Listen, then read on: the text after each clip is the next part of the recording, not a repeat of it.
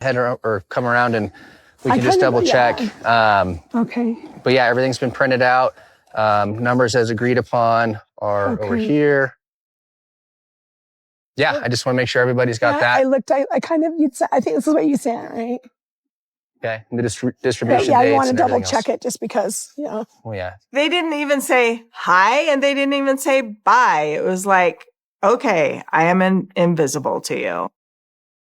I think Robyn felt like she was going to be persecuted or attacked or something. And I'm like, no, we can be adults here, but whatever. It was so awkward. It was awkward. And I didn't think it'd be so awkward, but it was pretty awkward. They just didn't know what to do or how to have a normal conversation. Don't really endorse fakeness and like, okay, let's pretend like everything's okay when it's not. Robyn hates girl games. Yeah.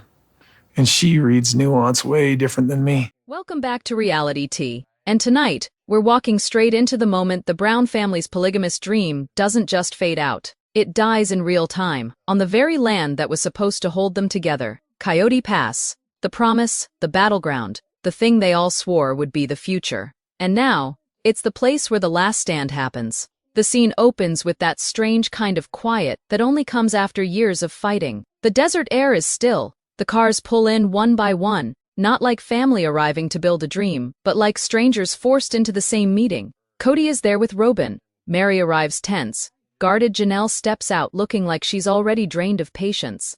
Nobody is smiling. Nobody is hugging. Nobody is pretending this is normal. They're here because the land is finally being sold. The last major chapter of the Brown family story is closing. Whether anyone is ready or not, a man from the sale team, calm, professional, almost painfully neutral, greets them like any other clients. He says they're ready to go. Everything is printed, deeds are prepared, names are spelled correctly, numbers are agreed upon. The words sound simple, but the weight behind them is crushing. This isn't paperwork. This is a funeral for the life they planned. Janelle nods quietly. You can tell she's been waiting for this day longer than she wants to admit. She says the money will go a long way toward her new project, and there's a tiny flicker of relief behind her eyes. Not joy, not celebration, but relief like someone finally getting out of a locked room. Good, the man replies. Came at a good time. Kody forces a half smirk. Yeah, good. Like he's trying to keep it casual, like he's not standing on the rubble of the family legacy he once preached about every season. He looks around as if expecting someone to crack a joke, soften the tension, act like old times. But there are no old times left here.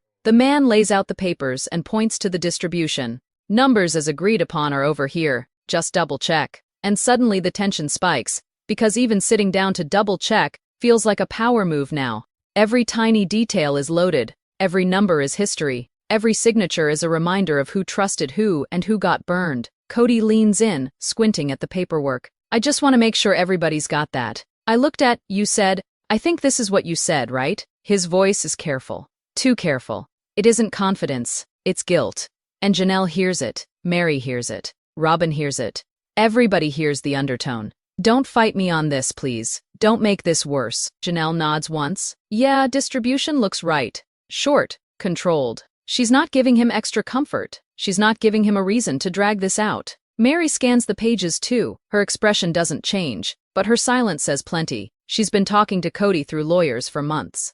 The family dream isn't a dream to her anymore. It's a bill that needs to be paid. Robyn sits tight, shoulders tense. She's watching everything like a person stuck in the middle of a storm she can't predict. She's always said she hates girl games, hates fake politeness, hates nuance being read the wrong way. But right now, she's drowning in nuance. No one is attacking her. No one is raising a voice. But nobody is welcoming her either. And that hurts more than yelling. The man says, okay, if you guys want to head around or come around, we can just double-check everything's been printed out. The Browns shuffle closer, but not like a unit, like 4 separate planets briefly pulled into the same orbit. Kody stays stiff beside Robyn. Janelle and Meri stand together, not cozy, not friendly, but clearly aligned in purpose. The alignment alone feels like a statement. We're not on your side anymore. The signatures start, one by one. The pens scratch against paper in the dry Arizona air. Every scratch is another nail in the coffin of plural marriage, as they once sold it to the public. The polygamist dream was supposed to be forever.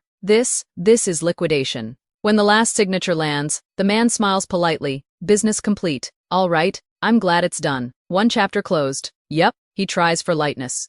It's been real, brother. Kody forces a chuckle and reaches out with the instinct of a man who wants to pretend this was just another deal. He shakes the man's hand, says thank you, says he'd give him a hug if that wasn't weird. The man laughs politely. Then Kody turns to Robyn and wraps her in a big hug, too big, too long, like he's performing comfort, not actually giving it. He says, "Yours is next time, my man," to the guy still trying to ride the joke out. But the laughter doesn't spread. It dies on contact. Janelle steps back, already done with the moment. The deal is done. She's ready to leave. Meri nods once to the man. "Nice meeting you. That's all. No warmth, no nostalgia. No, we'll be in touch."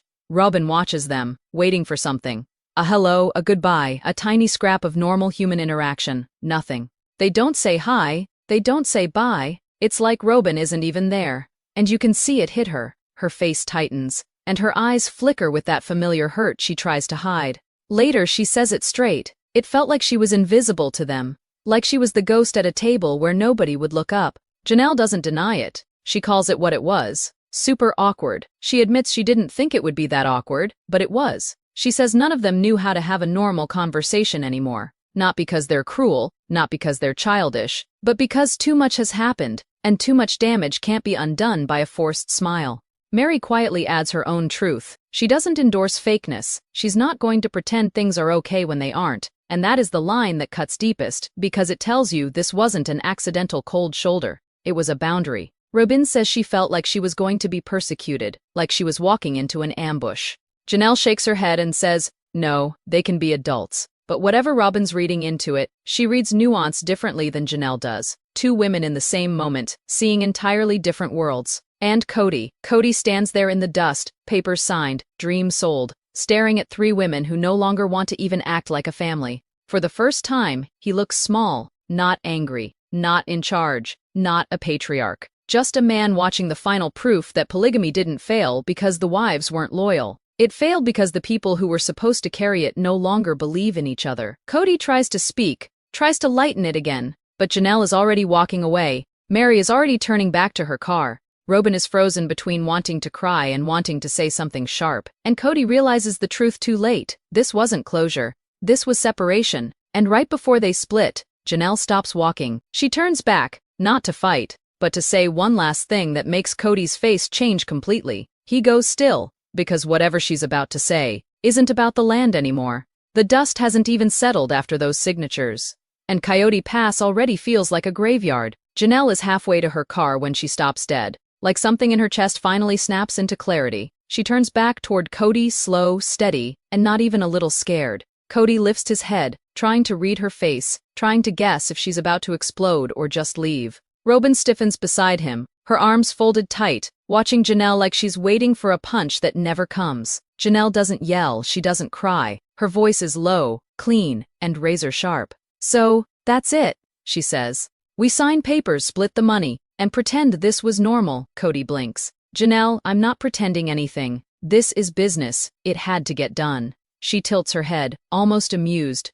Busyness. Funny how Coyote Pass was never just business when you wanted control. Robyn's face tightens. Kody's jaw clenches. Because Janelle isn't wrong and everyone knows it. She takes one step closer, not invading, just making sure the words land. "You spent years telling us this land was the family future, the legacy, the compound. You used it like a leash." She gestures vaguely around the property. "And now you're acting like selling it is closure? Like we all should be grateful?" Kody tries to jump in. "I didn't use anything like a leash." Janelle cuts him off instantly. "Kody, stop," calm, but final. "You don't get to rewrite the story now that the ending's ugly." Silence hits like a drop in temperature. Meri stands beside. Janelle quiet, arms crossed, eyes hard. She hasn't said much all day, but her entire posture screams agreement.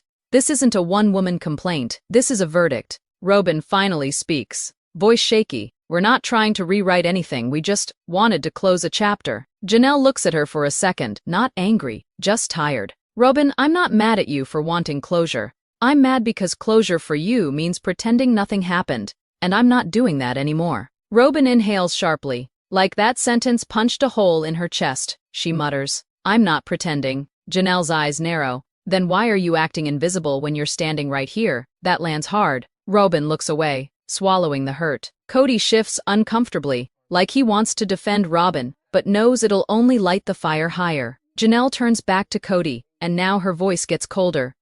You know what the real message was today, Kody? She says. Not us staying in our cars, not the awkward silence. The real message was that you don't have a family left to lead. Kody's eyes flash. That's not true. It is, Meri finally says, quiet but deadly. One word, one bullet.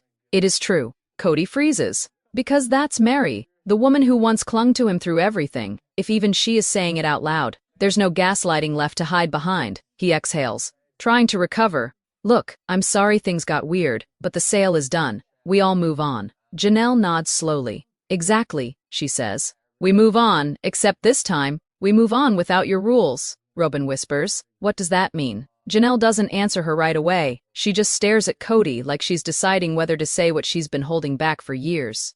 Then she says it. You didn't just lose Coyote Pass today. You lost the last excuse you had to keep us tied to you. Kody's face changes. Not anger, fear. Because Janelle just said the truth he's been avoiding. The land was the last thing keeping them in the same story. And now it's gone. He tries to laugh it off. That's dramatic. Janelle's mouth twitches. No, Kody. What's dramatic is pretending you didn't choose Robyn as the only wife that mattered the second you turned 50. Robyn jerks her head up. Janelle. But Janelle isn't backing down. He called her his soulmate. He said he was tired of carrying everyone else. And we were supposed to just accept that. Kody steps forward sharply. I never said you didn't matter. Janelle looks him dead in the eyes. You didn't have to say it, you showed it. The air goes still. And right when it feels like Kody is about to snap, Meri quietly adds something that makes the moment even heavier. And that's why we found out about the offer before you told us. Kody whips his head toward Meri. What? Robyn frowns. Wait, what do you mean you found out before? Meri doesn't blink. You didn't tell us, Kody. Someone else did. Kody goes pale, because now he knows what's coming next, and he doesn't want to say it out loud. Robyn takes a step forward, confused and tense. Who told you? Janelle looks at Meri, then back at Robyn, and she says calmly, one of your kids. Kody flinches like he got hit. Robyn's eyes widen, because if the kids are involved, the last stand isn't just about land anymore. It's about betrayal. Janelle's words hang in the air. One of your kids. Kody's face goes tight, like the ground just dropped under him. Robyn stares at him, stunned. Which kid? She asks. But her voice is already shaking. Meri doesn't even blink. Does it matter? She says coldly. The point is, they knew before we did, and they were tired of watching you play games. Kody snaps. I wasn't playing games. Janelle cuts him off fast. Kody, stop. If your own kids felt they had to warn us, that tells us everything. Robyn whispers. Warn you about what? Janelle turns to her calm but brutal.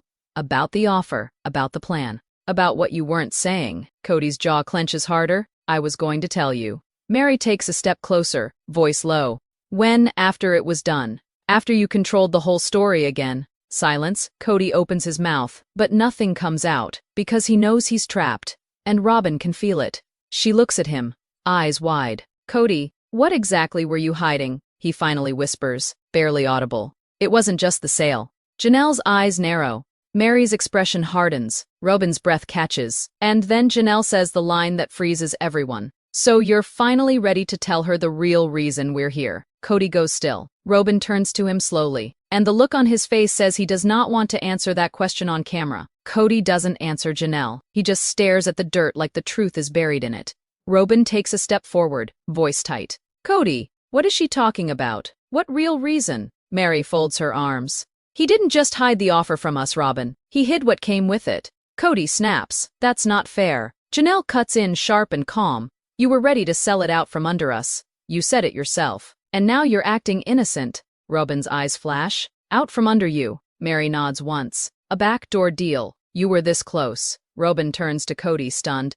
You were going to do that. Kody opens his mouth, then shuts it. Because if he speaks, he confirms it. Janelle steps closer, voice low. Tell her, Kody, tell her who pushed you, and what you promised the buyer. Robyn's breath shakes. Promised what?